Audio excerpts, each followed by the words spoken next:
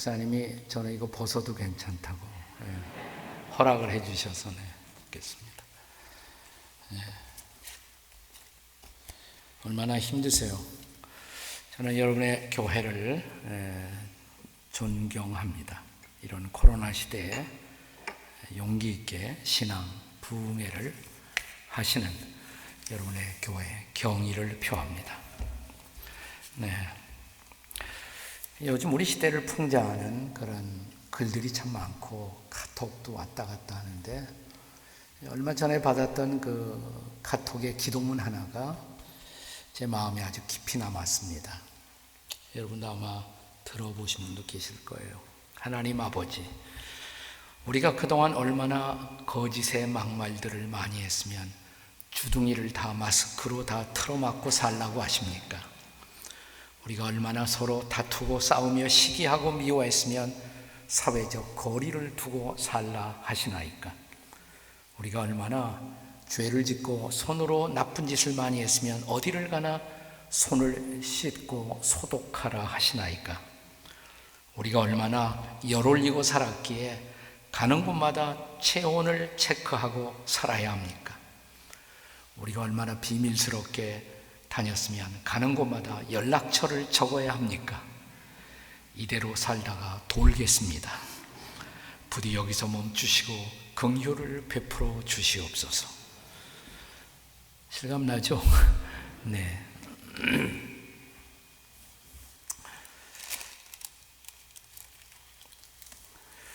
예수님이 이 땅에 오신 목적, 복음서를 읽어보시면 그분이 이 땅에 오신 목적을 설명하는 대목마다 인자가 온 것은, 이런 대목이 등장해요. 예컨대 누가복음 19장 10절 같은데, 인자가 온 것은 잃어버린 자를 찾아 뭐예요? 구원하려 하십니다. 그분은 우리의 구원을 위해서 오셨죠, 이 땅에. 그분의 미션이에요. 우리의 구원을 위해서 오셨다고. 또 마가복음 10장 45절에도 인자가 온 것은 섬김을 받으려 하지 아니하고 도리어 섬기려 하고 자기 목숨을 많은 사람들의 대속물로 주려 함이니라. 그분이 속죄의 제물로 십자가에서 자신의 목숨을 드림으로 우리를 섬겨주셨고 우리를 구원해 주셨단 말이죠. 인자가 온 것은 우리를 대속하기 위해서, 우리를 구원하기 위해서 이 땅에 오셨다는 것입니다. 그러니까 그분이 이 땅에 오신 유일한, 거의 가장 중요한 목적, 그것은 구원입니다. 구원. 예수님이라는 이름의 뜻 자체가 구원이잖아요. 아들을 낳으리니 그 이름을 예수라 하라. 이는 그가 자기 백성을 죄에서 구원할 자이십니다. 예수님은 구원이십니다. 믿으십니까, 여러분?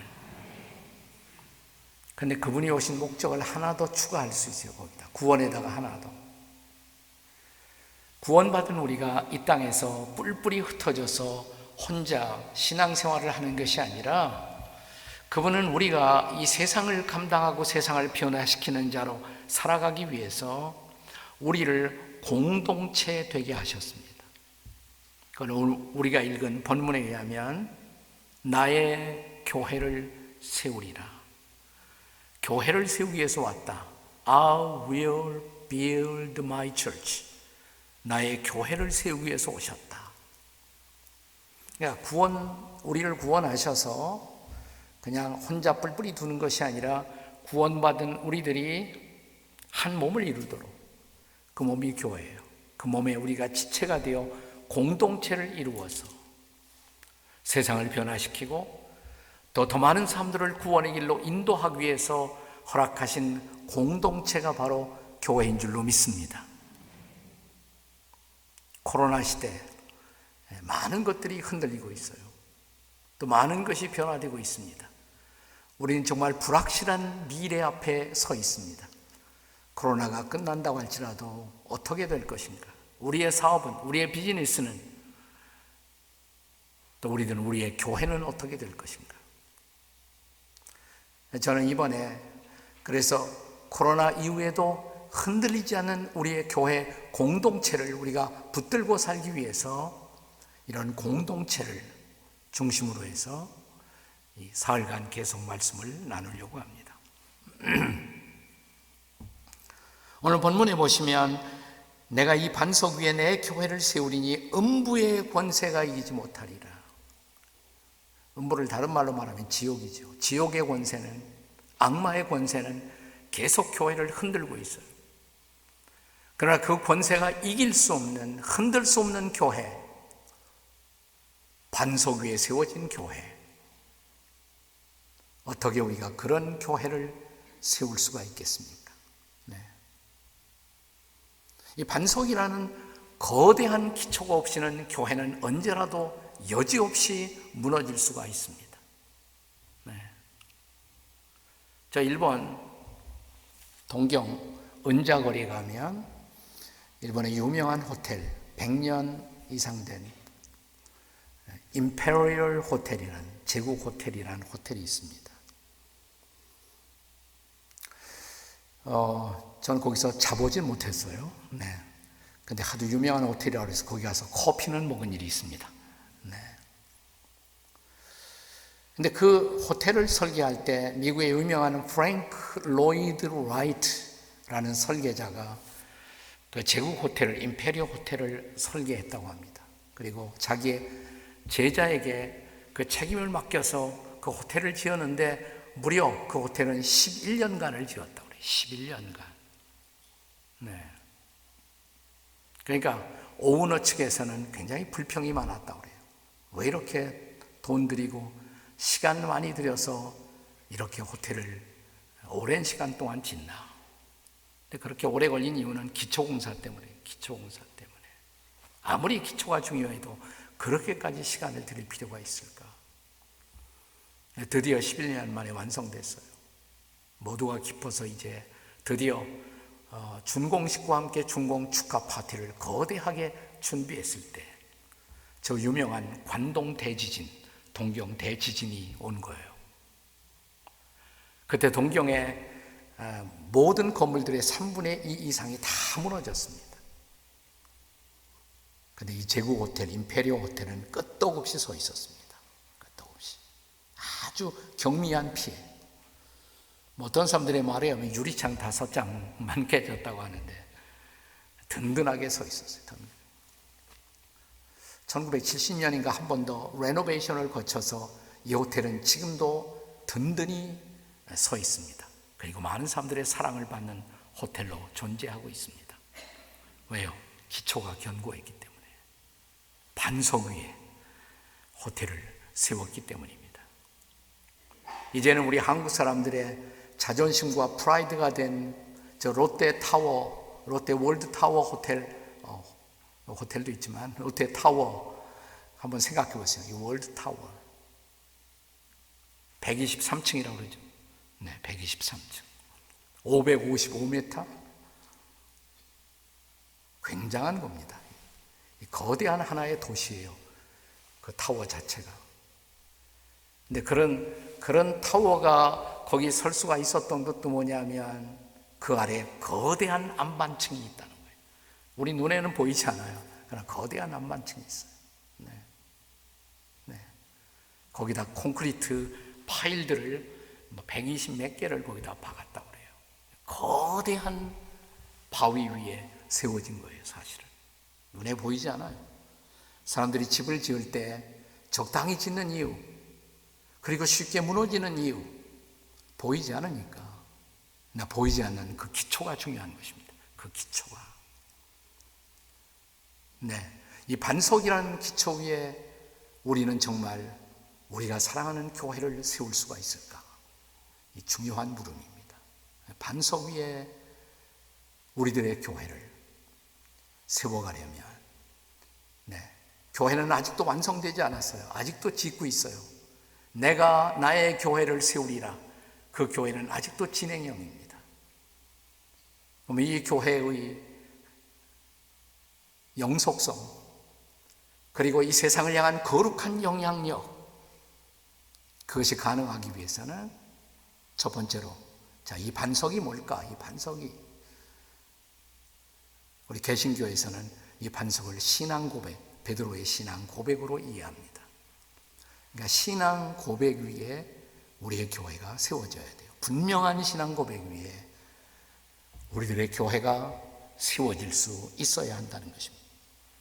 오늘 본문은 예수님이 제 아들과 이제 거의 3년 가까이 시간을 보내고 그 생의 마지막 시간을 앞두고 제자훈련 졸업식을 앞두고 마지막 졸업 시험을 보십니다. 제 아들에게. 졸업 시험 문제는 딱 두 가지. 졸업 시험 문제가 두 가지였습니다. 제자훈련 졸업 시험 문제. 하나는 사람들은 나를 누구라고 하느냐? 사람들은 나를 누구라고 하느냐? 여러 가지 대답이 나왔어요. 본문에 보시면 어떤 이는 세례 요한, 어떤 이는 엘리야, 어떤 이는 예레미야 선지자 중에 하나라고 합디다. 우리식으로 말하면 예수님은 4대 성인 중에 한 사람, 위대한 휴머니스트, 이런 여러 가지 대답이 나왔을 거란 말이에요. 그래, 두 번째 질문. 사람들은 나를 그런 존재로 생각한다고 하자. 너희는 나를 누구라고 생각하느냐? 3년 동안 나와 더불어 함께 시간을 보냈고 함께 말씀을 들었고 내가 행하는 일을 목격했던 너희는 나를 누구라고 하느냐? 사실상 하나의 질문이에요. 가장 중요한 질문. 거기에 기독교 신앙의 전체가 달려있는 것이에요. 기독교 신앙에서는요, 예수님의 교훈보다 예수님이 더 중요해요. 예를 들어서 불교 같은 데서는 석가모니가 누구냐 하는 것은 별로 중요하지 않아요. 그분의 가르침, 교훈만 있으면 성립해요. 우리는 달라요. 예수 그리스도가 중요한 거예요. 그분을 믿느냐 안 믿느냐 거기에 영원한 생명과 멸망이 결정되잖아요. 그리스도가 중요한 거예요. 그래서 이 질문을 던진 거예요. 너희는 나를 누구라고 하느냐? 이때 예수님의 제자 가운데 으뜸 가는 제자, 수제자였던 시몬 베드로가 주님 앞에 나와서 우리가 잘 아는 유명한 대답을 하지 않습니까? 뭐라고 대답했어요? 주는 곧 그리스도시요 살아계신 하나님의 아들이십니다. 주는 곧 원문에 보시면 그 그리스도이십니다. 주님이 바로 그 그리스도이십니다. 예수님의 이름이 뭐예요? 예수님의 이름, 본래 이름? 제 질문이 좀 이상합니까? 예수님의 이름이 누굽니까? 예수님의 이름은 예수죠. 예수예요. 네. 보통 우리가 예수님의 이름을 말할 때 이렇게 쓰잖아요. 예수 그리스도. 그러니까 그리스도도 이름이라고 생각해요. 그리스도도. 근데 그리스도는 사실 예수님의 이름이 아니에요. 그리스도는 타이틀이란 말이죠. 사람들이 저를 말할 때, 저를 부를 때 이동원 목사 보통 이렇게 부릅니다. 근데 목사가 제 이름입니까? 목사는 제 이름 아니에요. 목사는 타이틀이죠. 목사는 타이틀이에요. 이동원이 제 이름이에요. 예수님의 이름은 예수고 그리스도는 타이틀이에요. 타이틀. 그리스도의 뜻이 뭡니까? 기름 부음을 받으신 자. The anointed one. 기름 부음을 받으신 자. 구약에 보면 어떤 자리에 취임할 때 이렇게 양 뿔에다가 기름을 채워갖고 기름 부음을 받고 그 자리에 취임하는 종류의 사람, 세 가지 종류의 사람이 있었죠. 누굽니까? 우선 왕이 왕의 자리에 취임을 받을 때 기름 부음을 받습니다. 왕. 또 하나는 선지자, 가르치는 선지자. 그리고 세 번째는 제사장, 왕과 선지자와 제사장. 왕은 뭐 하는 사람이에요? 다스리는 사람이죠. 그러나 구약의 역사는 뭐냐면, 사람들이 새로운 왕이 세워질 때마다 기대를 갖지만 여지없이 좀 시간이 지나가면 다 실망합니다. 우리 역사도 그렇잖아요. 새로운 지도자가 취임하면 기대를 갖다가 끝날 때쯤 되면 또 실망하고. 자, 이런 왕에 대한 실망이 계속되면서 구약시대의 사람들은 하나님이 직접 기름 부어 세우실 왕을 기다립니다. 우리가 보통 메시아를 기다린다. 메시아라는 말이 기름 부음을 받은 자라는 뜻이에요. 메시아라는 뜻이 기름 부음을 받은 자예요. 그러니까 메시아를 기다린다는 말 속에는 세 가지가 들어가 있어요. 왕의 역할을 할 어떤 분, 우리를 정말 제대로 다스리고 공의와 공평으로 우리를 다스릴 수 있는 왕. 또 구약의 역사는 수많은 선지자들에게 기대를 갖고 가르침을 받지만 너무 가짜가 많았어요. 거짓 선지자가. 그래서 이스라엘 백성들은 기다립니다. 하나님이 직접 기름을 부어서 세우실 선지자, 가르치는 자. 또 제사장은 하나님과 인간 사이의 중간 역할을 할 사람. 죄 때문에 인간과 하나님은 분리되어 있습니다. 그런 하나님과 인간을 연합시켜주고 죄 문제를 해결하고 우리를 하나님 앞으로 인도할 수 있는 분, 이 제사장이란 말이죠. 네. 이 왕과 선지자와 제사장의 역할을 한꺼번에 완성할 수 있는 하나님이 기름 부어 주실 자, 이게 메시아예요. 메시아를 기다려왔단 말이에요. 메시아를. 네. 메시아를 다른 말로 말하면 메시아는 아람어고 이걸 히라보로 말하면 헬라어, 히라보로 말하면 그게 그리스도예요. 크리스토스, 그리스도란 말이죠. 메시아가 그리스도예요. 메시아가 그리스도예요. 자, 그런데 예수님과 함께 3년을 보냈던 제 아들, 예수님의 마지막 질문, 사람들은 나를 누구라고 하느냐? 이때 시몬 베드로의 대답 뭐예요? 당신이 곧 뭐예요? 그 그리스도이십니다. You are the Christ. 당신이 바로 그 그리스도이십니다. 당신이 그 그리스도이십니다. 아멘. 우리가 기다려왔던 그리스도, 메시아, 왕과 선지자와 제사장의 역할을 한꺼번에 완성할 수 있는 분, 나를 참으로 공평으로 공의로 통치하고 나를 다스려 주시고 나를 진리로 가르쳐 주시고 나의 죄 문제를 해결해 줄 수 있는 분, 이걸 다른 말로 우리는 이렇게 말합니다. 예수님은 우리의 구주와 주님이십니다. 아멘. 네, 그 구주와 주님 속에 이 세 가지 역할이 다 들어가 있단 말이죠. 네. 그러니까 베드로가 그 대답을 하는 거예요. 당신이 바로 그 그리스도, 왕과 선지자와 제사장의 역할을 한꺼번에 완성할 수 있는 우리의 구주, 우리의 주님이십니다. 정답을 말한 거죠. 정답. 예수님이 그때처럼 기뻐한 때가 없어요. 너무너무 기뻐하시면서 바요나 시모나, 이것을 내게 알게 한 것은 내 혈육이 아니다. 내가 인간적으로 교육적으로 깨달아 한 것이 아니다. 하늘 아버지가 알게 해주신 것이다.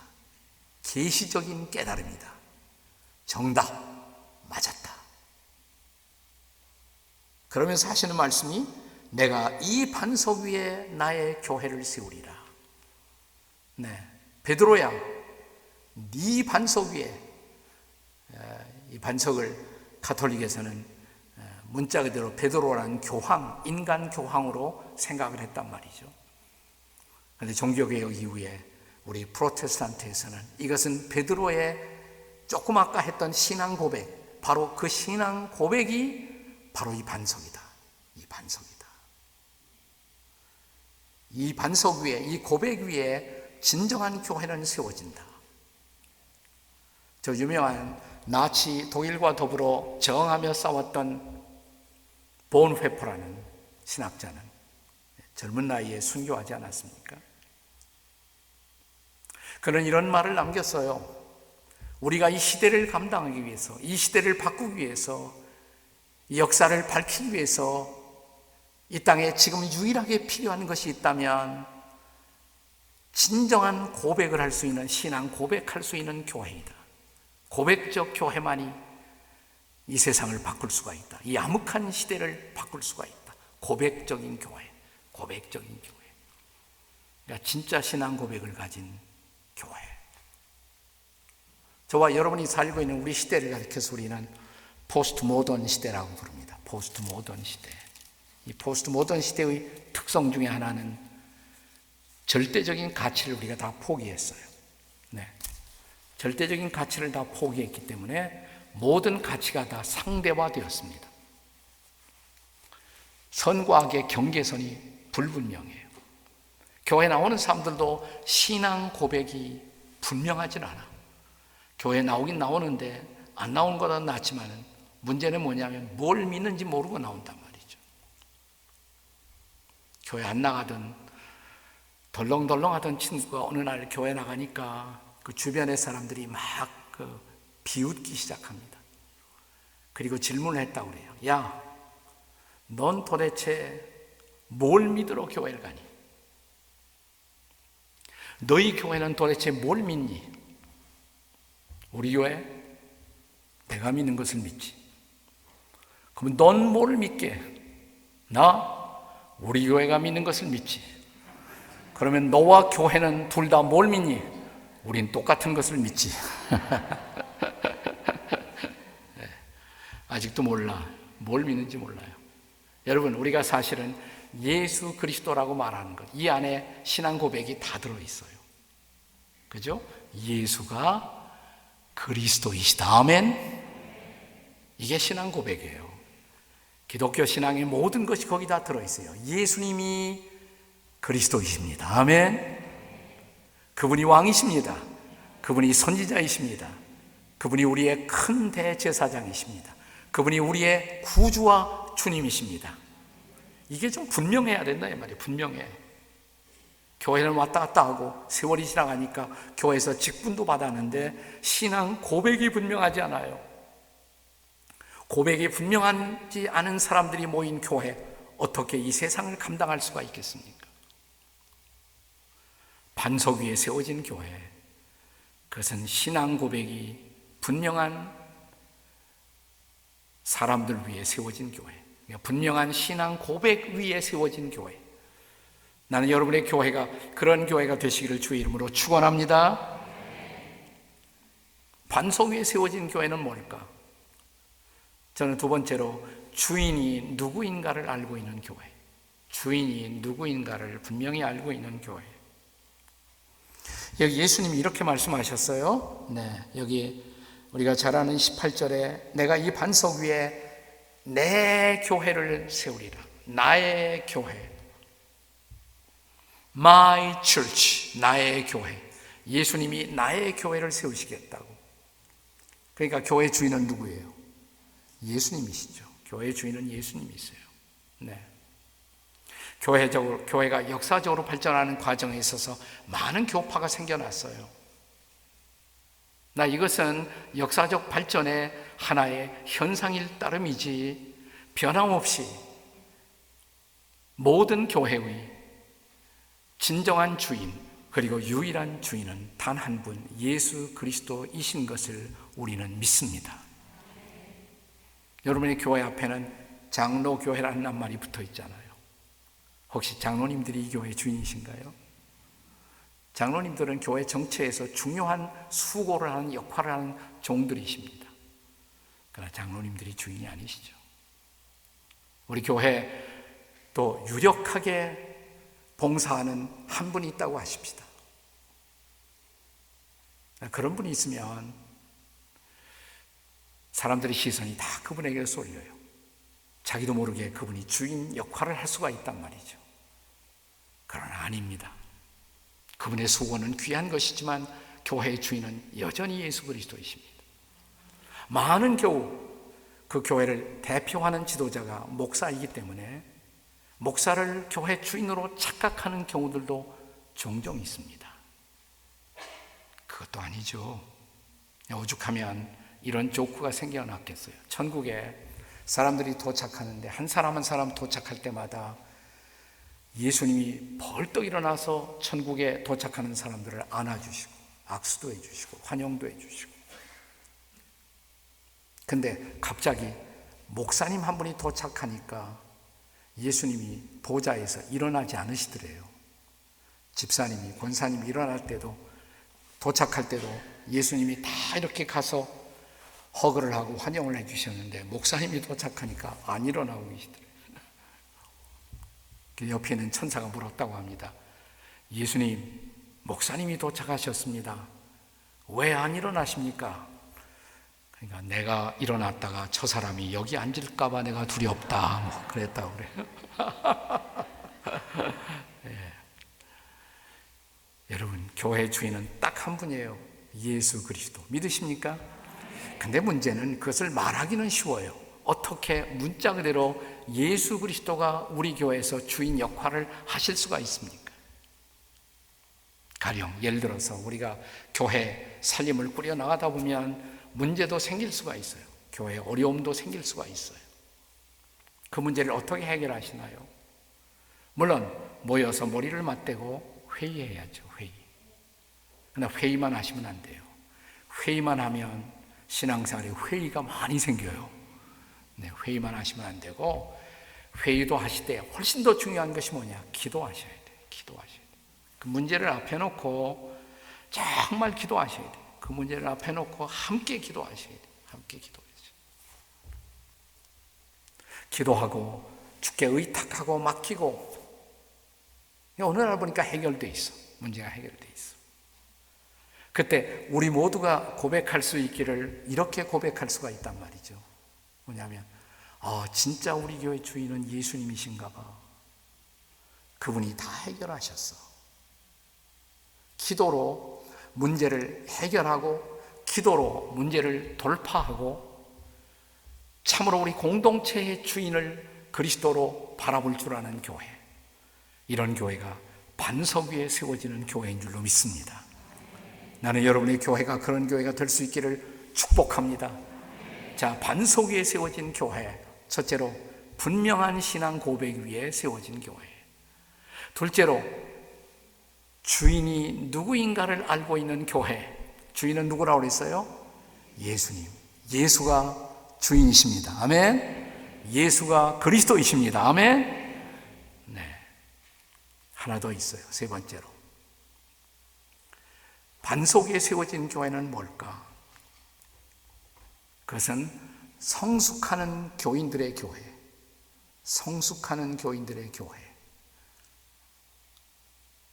그것이 반석 위에 세워진 교회. 교인들이 성숙하지 않으면 교회는 끝없이 미성숙의 자리에 남아있을 수밖에 없어요. 내일 저녁에는 제가 성숙이라는 이 주제만 갖고 좀 더 깊이 그 주제를 다루고 함께 말씀을 나누게 될 것입니다. 그러나 이 성숙이라는 것은 얼마나 중요한 것인지, 여기 예수님이 나의 교회를 세우리라, 미래형이에요. 지금 진행형이에요. 지금 그 교회는 세워져 가고 있는 거예요. 교회가 세워져 가고 있다는 말이 무슨 말일까요? 여러분, 교회당 건물은 필요하지만 성경은 단 한 번도 교회당을 교회라고 한 적이 없어요. 교회는 뭔가? 사람들이 교회. 사람들이 교회. 교회당이 교회가 아니에요. 네. 그래서 난 옛날이 더 좋아요. 옛날에는 한국교회 초창기에도 다 뭐라냐면 교회라고 안 그러고 예배당 그랬잖아요. 예배 드리는 집. 이건 예배 드리는 집일 뿐이에요. 교회는 누구냐? 교회는 여러분이 교회예요.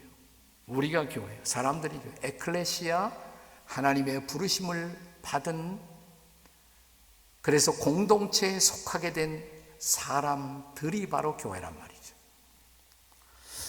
저는 이민교회 목회를 좀 했는데, 미국의 수도인 워싱턴 근교에서 제가 목회를 좀 했습니다.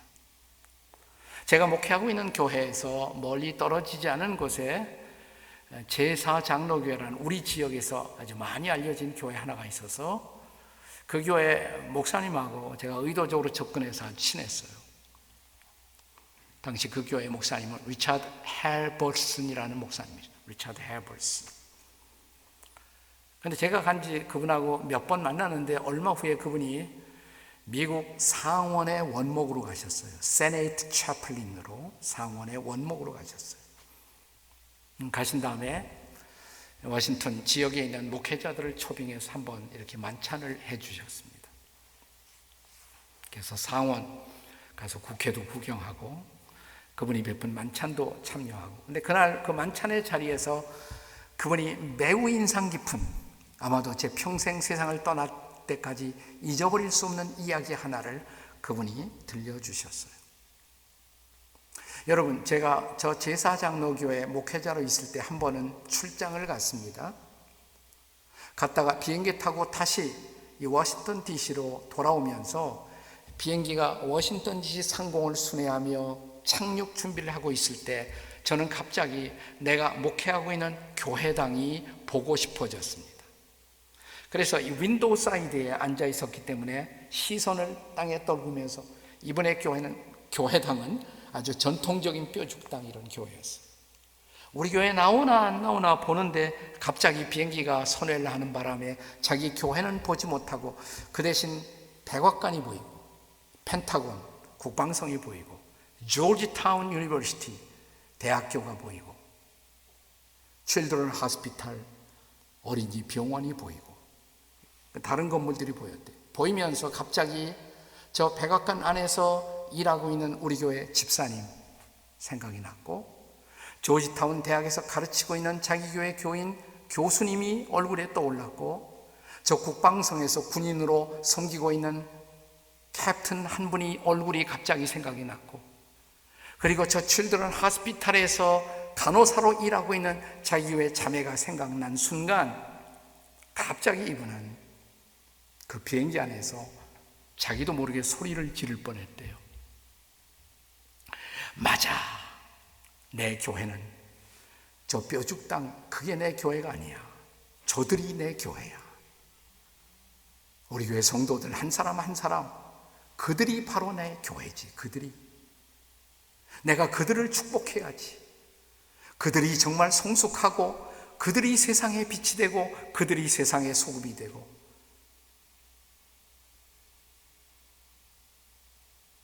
사실 이 말씀을 베드로에게 하셨잖아요.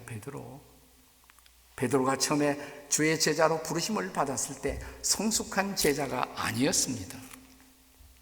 여러분, 베드로와 예수님의 최초의 만남, 요한복음 1장에 보시면 첫 만남에서 예수님이 하신 말씀을 기억하세요?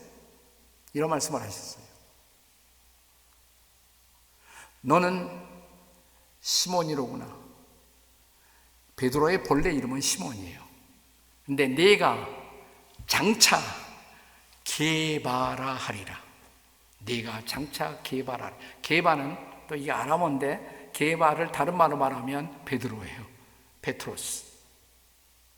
네가 장차 게바라 하리라. 네가 장차 베드로라 하리라. 근데 베드로라는 말의 뜻이 반석이란 뜻이거든요. 이게 반석이에요. 반석. 네. 반석 그러면 육중한 바위의 이미지가 생각나잖아요. 근데 전혀 베드로는 반석 같은 삶을 살아온 사람이 아니에요. 그게 어울리지 않는 별명이에요. 예수님이 제 아들의 발을 씻길 때 베드로 차례가 오니까 뭐라고 그랬어요? 선생님, 안 돼요, 안 돼. 선생님이 어떻게 제 발을 씻겨요? 제가 선생님의 발을 씻겨드려야죠.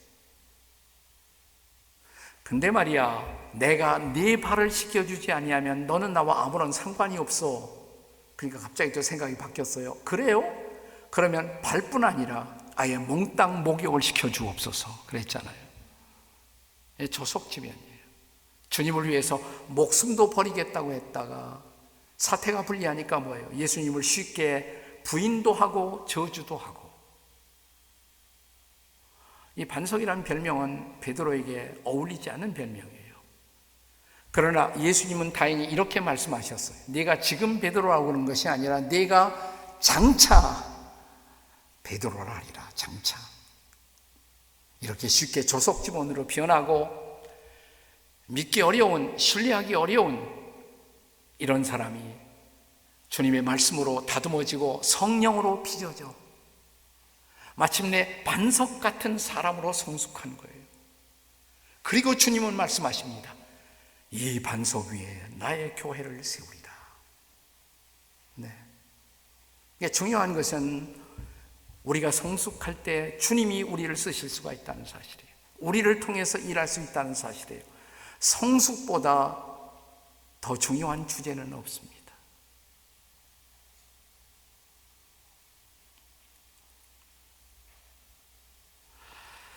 사실 작년이 저는 제 일생에서 가장 힘들고 가슴 아픈 해였습니다. 왜냐하면 제가 아들이 둘인데 둘째 아들을 작년에 잃었습니다.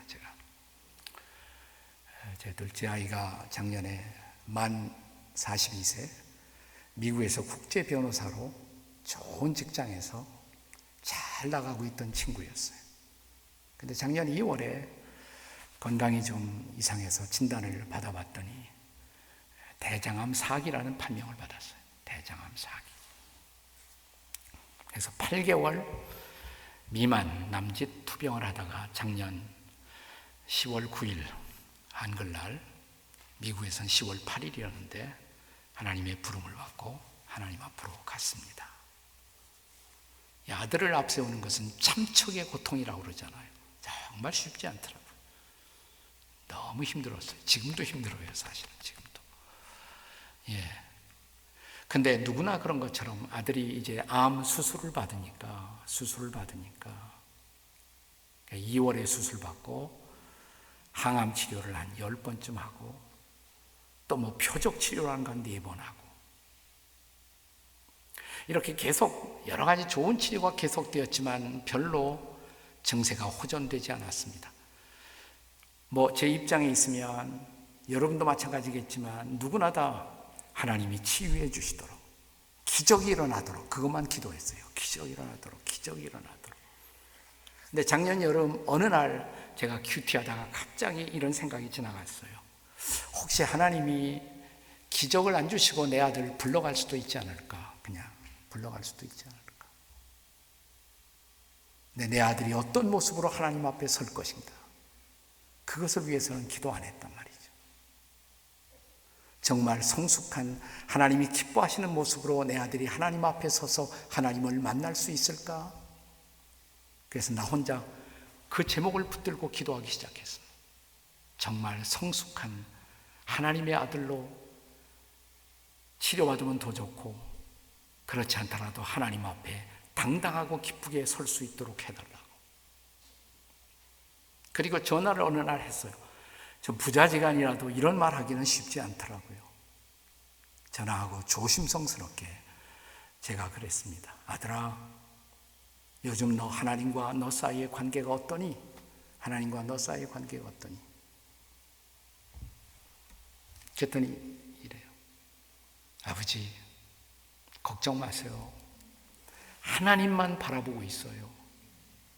주님만 바라보고 있어요. 주님께 집중하고 있어요. 내가 속으로 아멘, 됐다. 그러면 됐다.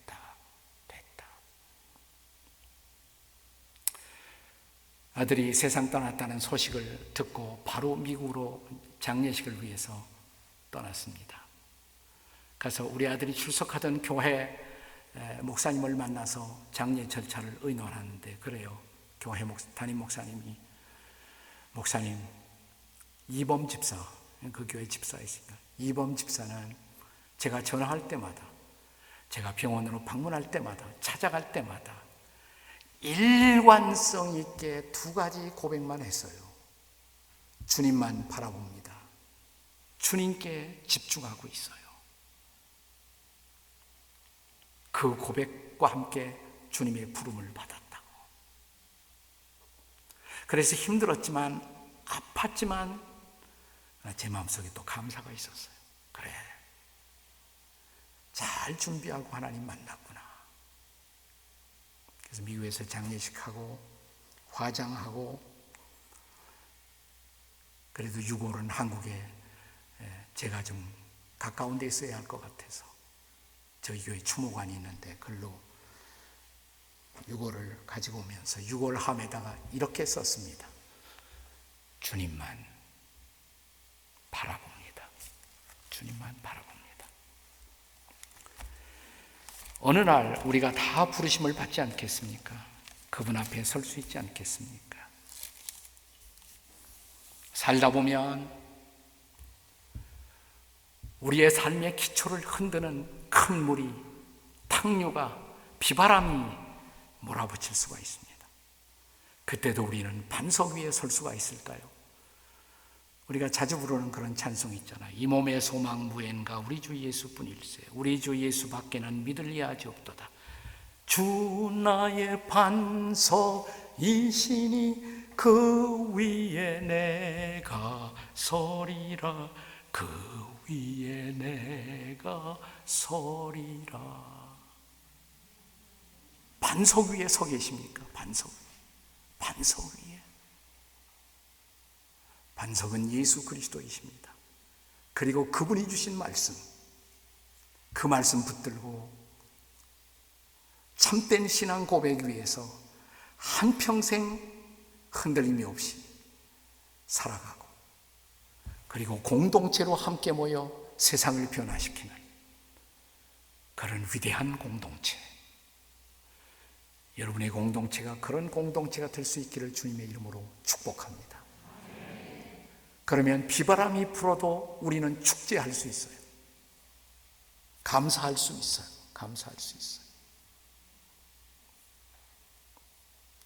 내일 새벽에 저는 비바람 속에서도 어떻게 우리는 잔치하고 축제하며 살 수가 있을까? 축제의 공동체. 내일 새벽 환난 속에도, 비바람 속에도, 홍수 속에서도 축제하면서 공동체로 살아가는 그 비밀을 함께 나누겠습니다. 언제 해요? 내일 새벽. 내일 새벽을 놓치면 전체를 다 놓친 것입니다.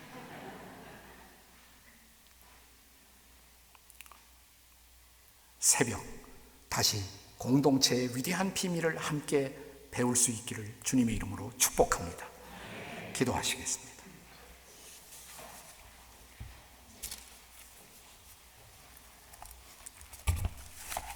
우리 반주해 주시는 분이 이 찬송가 한번 488장 이 몸의 소망 무엔가 우리 주 예수뿐일세 한번 너무 크지 않게 이렇게 반주해 주세요. 488장 작게, 작은 소리로 작게. 그렇죠.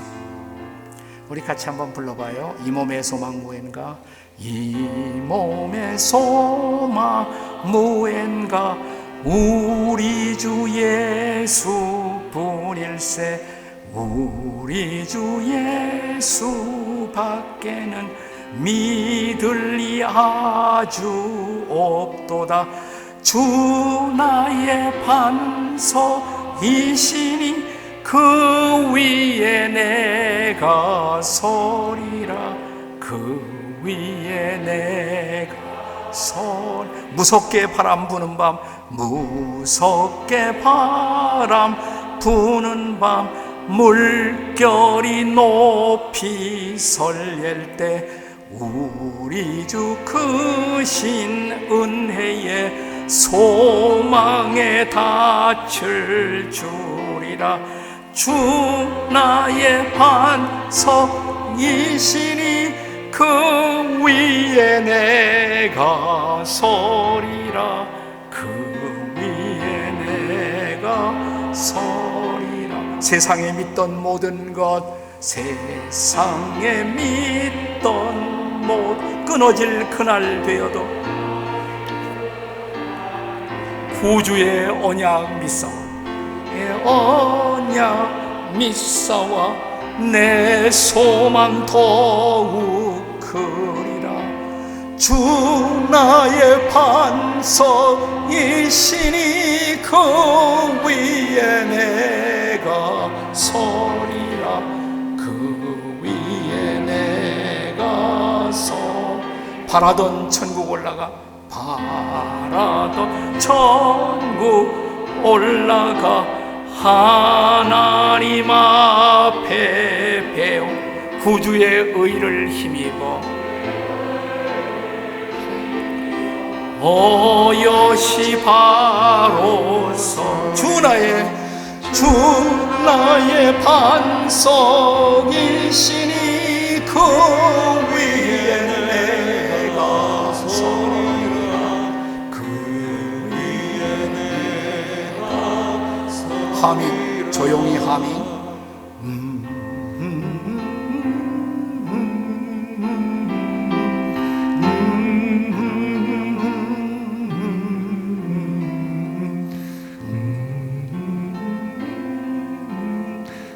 하나님, 올바른 신앙 고백 갖게 해주시고 예수님만 주인 삼는 인생 되게 하시고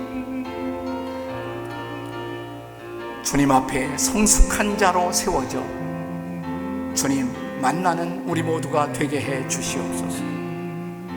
주님 부르고 함께 기도할 때 우리 담임 목사님 나오시겠습니다. 다 같이 주님, 우리가 주님 앞에 나옵니다. 하나님 아버지, 올해 새봄에 또 주님의 만물의 생명력이 ը트는 이 계절에 우리 믿음의 공동체에 신앙 부흥회를 허락하여 주셔서 감사합니다. 주님, 오늘 이동호 목사님을 통해 주신 하나님의 말씀, 우리 삶 가운데 우리 믿음의 주님의 몸된 교회를 이루고 있는 우리 성도분들 한 분 한 분 위에 그대로 이루어지는 놀라운 은혜의 역사 이루어지게 하여 주옵소서. 우리 한 사람 한 사람이 반석 위에 세운 교회되어 하나님 오직 주님만을 바라보며 더욱더 성숙하고 주님께만 집중하며 나아가는 믿음의 공동체 되게 하여 주옵소서. 오늘 하나님의 말씀 나에게 주실 것을 사모하며 간절한 기도의 제목을 올려드리는 손길들이 있습니다. 주님, 그 기도의 제목들 위해 역사하여 주셔서 오랜 투병으로 지치고 힘든 성도들에게 하나님의 치유의 은혜 임하게 하여 주시고 세상에서 주지 못하는 평강의 은혜로 채워 주시옵소서. 여러 가지 삶의 질고와 문제로 어찌할 바를 몰라 방황하고 낙심한 심령들이 있습니다.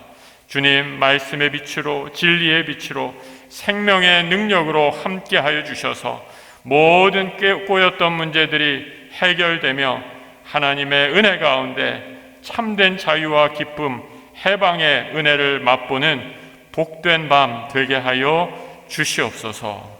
앞으로 이어질 우리 목사님께서 우리에게 주실 말씀 기대하며 기도합니다. 우리 이동호 목사님 신원을 강건케 하여 주시고 계속 이어지는 집회를 통하여 하나님의 놀라운 역사 이어지게 하여 주실 줄 믿사오며 우리 주 예수 그리스도 이름 받들어 기도드립니다. 아멘.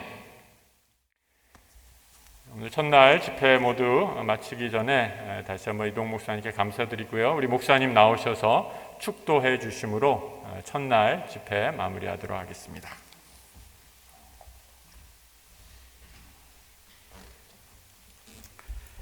이제는 주 앞에 올려드린 모든 감사의 예물과 함께 우리의 기도, 우리의 결심을 또한 주님 앞에 올려드렸습니다. 받아주시고 인도하시고 우리 가운데 주의 뜻을 이루어 주옵소서.